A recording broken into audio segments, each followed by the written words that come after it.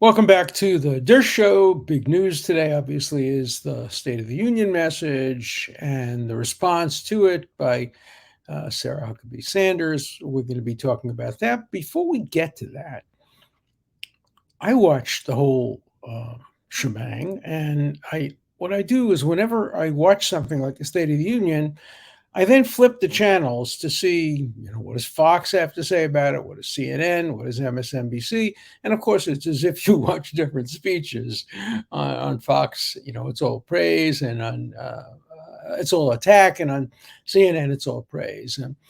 And so I wanted to watch it as well on Newsmax. I'm a Newsmax contributor. I know the owner of Newsmax, and so I really wanted to watch it. So I try to tune in Newsmax, a conservative, but very honest and straightforward news source. And it wasn't available because I'm in Miami Beach. And so I called the owner, and sure enough, they've been banned on Atlantic Cable, which is what I get in Miami Beach. And they've been banned on AT&T now and a number of other places. This is just wrong. We need a marketplace of ideas. And yesterday I experienced that shutting down of one of the stores in the marketplace of ideas. And I never got to hear what Newsmax contributors had to say. I know they would probably be somewhat critical of Biden. They're mostly Republicans, but I have a right to hear that. And my television providers don't have a right to tell me what I can see and what I can't see, what I can hear and what I can't hear. They're basically performing the functions that the FCC, cables, real television networks used to perform. They're performing a quasi, if not governmental, monopolistic function, and it's just wrong for them to deny me and you, depending on where we live, the right to hear that different point of view. This relates, of course, obviously, to what I talked about regarding Dreyfus. By the way, I got a lot of letters saying, "Oh, if you only knew how to use technology, you could cheat, and you could get Dreyfus. You could bypass this, and you could bypass that."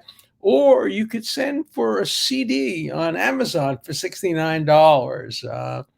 No, that's not the correct answer. We'll get to some of the questions about that in a while. So let's turn to the State of the Union message. I'm going to make many of you very, very upset. I liked Biden's speech. I would like to live in the America that he described, an America that's sensitive to the plight of preschoolers, to the plight of senior citizens, to the need to reduce medical costs, to better pay for teachers and better training and pay for police. I'm not saying the Republicans don't support some of that, but the Democrats are more supportive of values that I believe in: a woman's right to choose during at least the first trimester, maybe the second trimester of pregnancy, not at the very end if the baby can be viable and saved. I do believe in reasonable gun control. I do believe in a range of other programs that the Democrats do and the Republicans don't. Now, not all Republicans adhere to the Republican platform, but a platform means something. And I was not happy about the way some of the Republicans were, misbehaving and screaming and yelling. I'm not saying any of that is limited to one party, and and I don't think it did the Republicans very much good because it highlighted the extremists in their party, whereas the Democratic extremists, and there are as many of them, maybe more of them even, on the Democratic side. So I didn't say a word, and they weren't interviewed, and they in the stations that I saw, and they weren't really even shown. So the impression was created that Biden represents the whole of the Democratic Party. I wish he did. I'm happy with Biden. I'm happy with his views. I never expected to hear a Kennedy-like articulate speech, but he covered the bases, and I thought he did a pretty good job. He also very much created the impression that he was healthy. He looked wonderful. He looked vibrant and happy. both when he was talking to people before and after the speech, and during the speech. And people who say that he's kind of out of it are wrong. I've known Joe Biden since 1980. I think I met him in 1980 when I was working on Ted Kennedy's campaign for president, which he did not win. He did not win the nomination. Jimmy Carter won and went on to lose to Ronald Reagan. But when I knew him back then, he stuttered. He was halting. He was not articulate. And but he it was a nice guy, and he crossed party lines the way Ted Kennedy did. He would talk to people on the other side. He was a wheeler, a dealer, in the best sense of that term. He would get things done. He would effectuate compromises, and that's why I voted for him. I didn't vote for him expecting that I'd see one of the great presidents in the history of the world. Maybe he will be that, maybe he won't. I voted for him because I wanted to see a return to normalcy. I wanted to see coming together of people. I wanted to see less divisive language. I wanted to see what I got. And so I got what I voted for. Not perfection, but not bad. I often say that when I vote for political office, I vote for the least worst person. That overstates it. Some of them are very good. I think Joe Biden will go down in history kind of along with Gerald Ford in some ways. Gerald Ford, again, was not the most articulate guy in the world. He did go to Yale Law School. And I actually debated him there once as a student. But he restored the country to normalcy after Richard Nixon. He pardoned Richard Nixon, which was a very, very important act of unity in the country, and he did okay as president. Didn't break any records. Won't be on Mount Rushmore, and I suspect neither will President Biden. But I think he did a good job, and I was very happy. My wife and I were both clapping and encouraging, and I'd like to see an America that looks like that. Will we? I don't think so, because we're not going to see the Republicans go along with many of the compromises. I would hope some of them will do. There were some compromises. Biden misspoke when he first said some Republicans want to put sunset provisions on Social Security and Medicare and other kinds of things. And then he had to admit it was very, very few. And clearly the leader of the Republican Party, the leaders don't want to do that. So there was a little bit of misspeaking, a little bit of poking the other side. But for the most part, I thought he was not unduly provocative, and he said what had to be said. The State of the Union message wasn't always delivered articulately. Thomas Jefferson, who was a wonderful writer, was a terrible speaker. Apparently, he had a very high-pitched, unpleasant voice, and he didn't deliver the State of the Union message. He had it read by a clerk. John Adams, on the other hand, who wasn't nearly as good a president as Thomas Jefferson, was a great speaker, one of the great orators of his day. And he delivered States of the Union and other messages with extraordinarily force and effectiveness. So there aren't too many great orators in the world, Franklin Delano Roosevelt, Winston Churchill. In my generation, I was very young for both of them, but I grew up on their speeches. Set a standard that no current people can match, and none has. And there's little relationship between how good a president is and how articulate he might have been. I think some great presidents did things quietly and behind the scenes, and others who spoke well did not do a great job. So B plus. That's what I give him. Maybe with a little grade inflation, but B plus, pretty good grade. Not an A plus, but pretty good grade. I think a lot of the media missed the headline, though, of yesterday's State of the Union. The headline was what Sarah Huckabee Sanders, on behalf of the Republican Party, said and didn't say. You heard her speech, it was short. Um, One word was not mentioned in it: Trump. She didn't praise Trump. Most Republicans would praise the former president who may become the future candidate for the Republican Party. No. This was the most anti Trump speech a Republican has ever made on national television. She basically said, "We're through with old people like Trump. I'm the new face of the Republican Party. Young people are taking over the Republican Party. We don't want to hear anything from you, old people like Trump." Well, as an old person, a little offended by that, but that's not my point. My point was for the Republicans to have put on as the rebuttal speaker to the President of the United States somebody who is going to essentially trash the only person who was announced to run against the current president of the United States is a striking development that has not been sufficiently covered by the media. I don't know why. It's such an important story. If I were DeSantis or Nikki Haley or Mike Pompeo, I'd be jumping with joy. This seems to me to be the beginning of the end of the Republican relationship and attraction to Donald Trump. I may overstate it, and she's only one person, but she was appointed to speak on behalf of the Republican Party, and they had to know what she was going to say.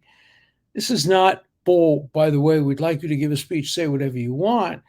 This was a speech which had to have been vetted by the Republican establishment, and it was a striking speech, a striking speech. I kept waiting for her to say something to push back a little on her. "It's over for old people. We need a new young Republican Party. We need a new leadership. We have to dispense with the old and bring in the new." This wasn't Kennedy talking about after he became president that a new generation of Americans not born in this century, et cetera, et cetera. That was a stirring speech. This was not that. This was an obituary. This was a statement that we've had it with Trump. I don't know how much this reflects the current leadership of the Republican Party. So far, Trump is the only named candidate. I suspect that will change after this speech. I suspect that we will see some more push for other candidates. Already, the Koch brothers, who obviously contribute enormously to the Republican Party, and others are funding people other than Trump. And so, if I had to make a guess today, I would say this opens the field, and that there will be some people announcing. I don't think Trump will be able to just waltz through the primaries and the convention and be crowned the presidential nominee. I don't think that's going to happen. I think there's going to be a real contest, and it also may mean that Biden won't run, because I do think Biden definitely runs if he knows Trump is running, because the polls show very clearly that the old man Biden, beats the old man Trump. But nobody knows whether the old man Biden could beat the young DeSantis or the young Haley or the young Pompeo, and the same thing is true with Trump. Nobody knows how he would do against a younger person. So I think Biden stays in the race as long as Trump is in the race. I think Biden would probably rather be a one-term president, although that's hard for anybody to do. I had myself believed that Trump would not run a second term. I thought he would announce that he was the greatest president in history and had done more in 4 years than that any president since George Washington, and that he would leave it to other people to continue his legacy. He didn't do that, and he lost the election fair and square. And I think Biden would prefer not to run, but he wants the Democrats to win, and he certainly doesn't want Trump to win. So if Trump runs, Biden runs. If Trump doesn't run, Biden may or may not run. And just imagine what the country would look like if neither Biden or Trump runs. And then we have a whole new field, and many of the people are well known, particularly DeSantis is well known. On the Democrat side, no, not very many. And of course, the Republican field will open up. It will get beyond the DeSantis and the other two candidates that I've mentioned. It will probably also include Ted Cruz. It will probably also include others, some of whom are known, some of whom are not known. Democrats as well.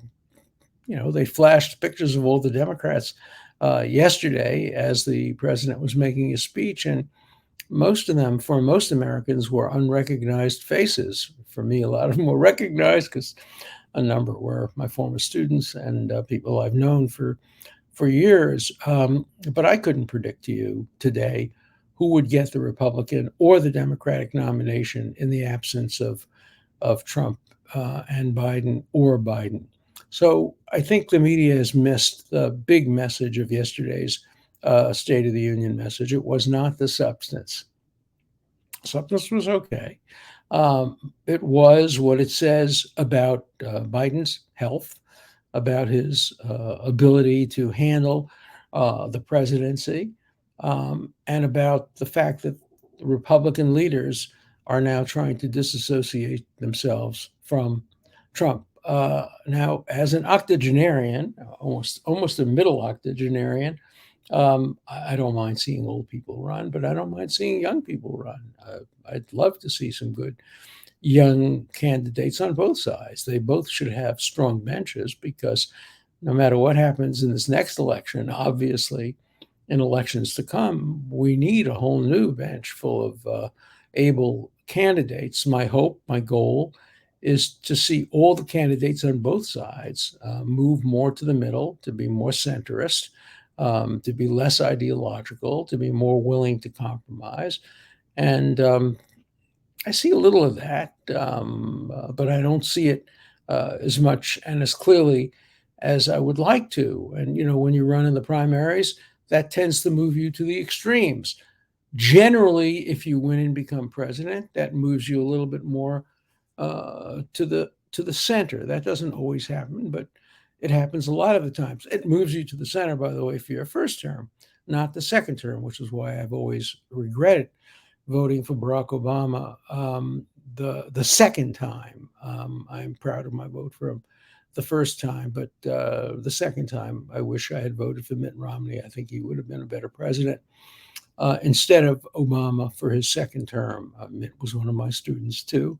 Obama, I knew as a student in law school. I've known them both somewhat personally over the years, and I do think Romney would have been a better president.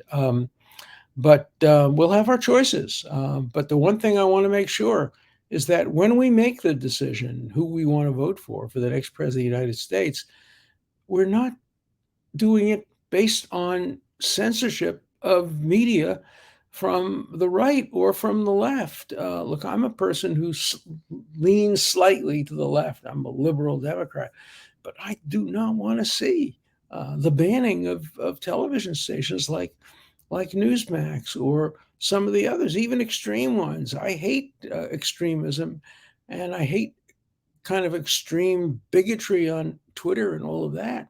But one of the reasons I'm on Rumble is because Rumble censors less and allows more voices to be heard. So I hope you will join me in protesting what's been happening to Newsmax. I hope you will join me in demanding that every voice be heard and that the marketplace of ideas be open to everything. I don't believe the marketplace always produces the right results. It certainly didn't in Nazi Germany, and it certainly didn't in fascist Italy. And maybe it's not in Turkey today, or in Hungary, or in other places in Europe, but it may be the worst system except for all the others. And the idea of having corporate executives or government officials tell us which channels we can see and which voices we can hear is just so un-American. As you probably know, I've said it before.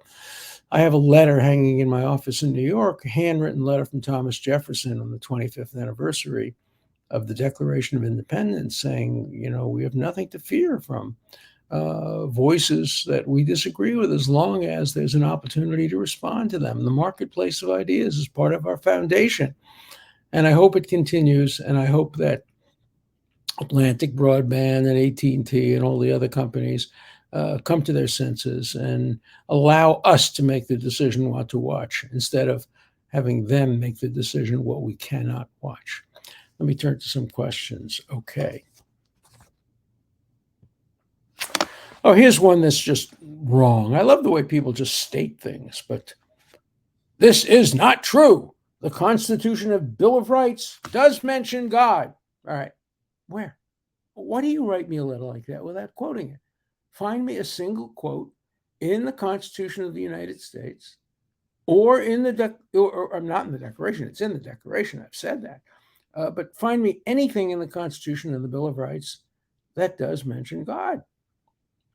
I'd be very happy to find it. I'd have to go back and amend my Constitution and add things in writing, but it's not there. And just saying it's there doesn't make it there. But what's so silly is to write me a letter like that without quoting a source.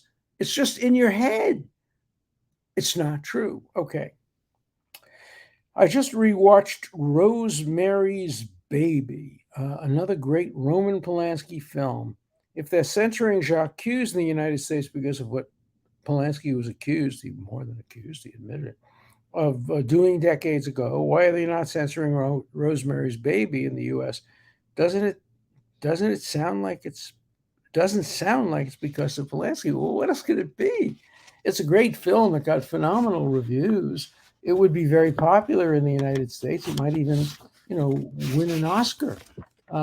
It's only because it was Polanski, and what Polanski pleaded guilty to was dreadful and devastating. And I understand that people might not want to help him make profit, but that's an individual choice, not a choice that should be made by television networks. Here, the film has not been banned in America. That would be a violation of the Constitution. If distributors don't want to carry it, that's not banned. That's not censorship. That's a business decision. No, this wasn't a business decision. Clearly, this would have made money. It was an ideological decision. It was a cancellation decision. And it was banned. It wasn't banned by the government, but it was banned. And it was banned by people who have the power to tell you what you can watch and what you can't watch. Decide for yourself. I understand how many people won't watch a Roman Polanski movie. I'm not going to argue with you on that. If you don't want to go into a museum and see a Picasso painting, okay, that's your decision. But I don't want Picasso's paintings to be taken down. Look, I had a big fight with the Metropolitan Museum in New York. They had a big show on Gertrude Stein's collections of art. Great art, a lot of Matisse, a lot of Picasso, but Gertrude Stein was a Nazi. Jewish, but a Nazi. She was a collaborator. She worked with the head of the Gestapo. She may well have turned in Jews who were hiding from the Nazis. She wrote an introduction to the writings of Pétain, who was the Nazi leader of the Vichy government. She nominated Hitler for a Nobel Peace Prize. She was a miserable, miserable Nazi. But I didn't ask the museum to take down her art, or the art that she had owned. I asked them instead to have a plaque indicating what her history was, so people could make their own decisions whether to go see it. I went to see it, held my nose whenever I saw the name Gertrude Stein. one of the most despicable human beings in modern history. But she collected pretty good art. Not great. Her brother was the major collector, and I don't particularly like her writing either. But she's today adored by feminists. Why hasn't she been canceled? I mean, why hasn't the left canceled Gertrude Stein? Um, Remarkable. She's much worse than any of the people that have recently been canceled, and yet she's still an icon among feminists, mostly because it's ignorance. People who are polemical don't generally like to hear facts, but I'm giving you the facts about Gertrude Stein. Check it out. Read a book by Barbara Will called Strange Collaboration, and you'll see the whole history documented of Gertrude Stein's collaboration with Nazis and her facilitation of Jews being killed by Nazis. Both she and her partner Alex Toklas were Nazi collaborators. How do you think they lived openly in France when other Jews around them were being killed, when Jewish children were being taken to camps to be put in gas chambers? Gertrude Stein was living a happy life, eating a croissant, collecting her art, never being disturbed by anybody, even though she was Jewish, because she was a Nazi collaborator. That ought to be well known. Okay, let's turn to a few other questions. Okay, on Amazon, it's possible to order the CD of the film for $65. However, the reviews indicate that the CD has a European format. It's difficult or impossible to watch. All right, you should try to get it, but it's not going to be possible because you're being denied the right to do it by people who think they know better than you do. I understand that Wagner has good music, even if he wasn't associated with Hitler. He was dead many years before Hitler, but Hitler was associated with him. Even if he was associated with Hitler, I would still listen if I like the music and know his music ought not to be erased. I agree with that. I agree with that. I don't happen to like Ezra Pound's poetry. He too was a Nazi. Wouldn't ban the poetry. This raises hard questions. I used to raise these questions in my class on where does your morality come from. I always ask the following question: what would have happened if Mengele, the man who conducted the experiments on Jewish children, twins, he would take the twins and cut one of them apart and do horrible things and then murder both the twins for medical experimentation, mostly military, about how the German soldiers could endure cold and stuff like that. But he also looked for causes of diseases. What if hypothetically this miserable monster had developed a cure for cancer? We would use it. We wouldn't give him the Nobel Prize, but we would use his cure for cancer. And so I think you do have to separate out the monster from the product. And there have been a lot of monstrous people throughout history that have produced wonderful works of art and music and science. And to go back and to start reckoning with them over that is, I think, a terrible mistake. This is interesting. Dreyfus is an odd choice of hero, given they were Jews in the Prussian army too. Dreyfus, as a French officer, chose a career in which he'd be killing other Jews. No, that's not the first time that ever happened, or the last time it ever happened. In the First World War, some of the most heroic people in the German army. Remember, this was a democratic German army, not a fascist army. In the First World War, Democrat with a very small d because it had autocratic characteristics. But German soldiers who were Jewish were killing German soldiers who were French and English and Americans. Jews are loyal to their countries. And yes, Jews kill other Jews. And they didn't in the Second World War because the Second World War, the Nazis had already killed all the Jews who were killing all the Jews. But nothing surprising that Dreyfus would be a patriot to France and would be willing to help win the war, even if it meant some of his co-religionists from a different country would be killed.